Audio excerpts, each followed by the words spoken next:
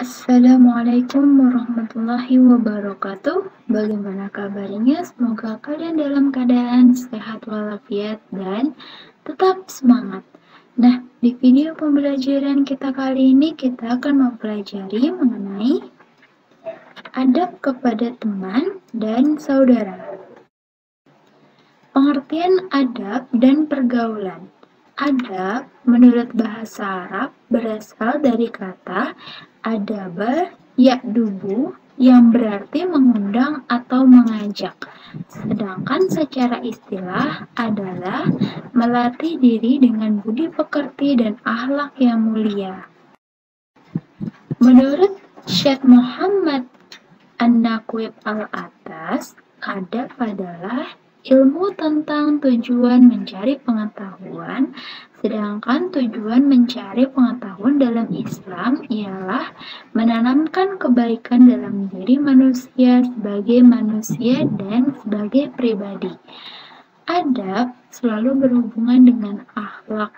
Jadi, akhlak dapat diartikan sebagai budi pekerti, perangai, tingkah laku, atau tabiat, atau sesuatu yang menjelaskan arti baik dan buruk, menerangkan apa yang harusnya dilakukan oleh seorang manusia terhadap Tuhannya, terhadap sesamanya, dan terhadap makhluk lainnya. Pengertian adab bergaul dengan teman dan saudara. Teman diartikan sebagai orang yang pernah bergaul dengan kita, yang ada di sekitar kita dan sering bertemu dengan kita. Maka kita kenal dengan yang namanya teman sewaktu kecil, teman sekolah, teman sekantor, teman berorganisasi, teman kerja, dan sebagainya. Jadi pada hakikatnya kita adalah berteman.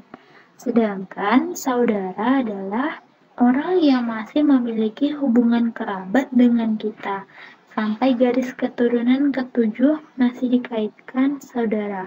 Meskipun ada yang disebut saudara dekat dan ada yang disebut saudara jauh. Adab bergaul dengan teman dan saudara adalah tata cara yang mengatur hubungan antara seseorang dengan lainnya yang didasari oleh sebuah perilaku kesopanan, kehalusan, serta kebaikan budi pekerti dengan beradab, maka persaudaraan yang dibina akan semakin harmonis, saling menghargai antara yang satu dengan yang lainnya. Berikut adab yang baik dengan teman dan saudara sesama kaum muslimin. 1.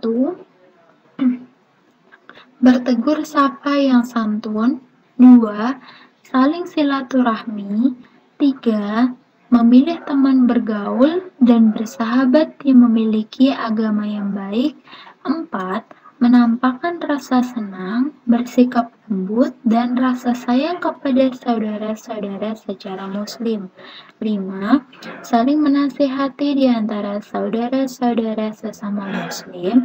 6. Saling menolong di antara teman. 7. Saling bersikap tawadhu.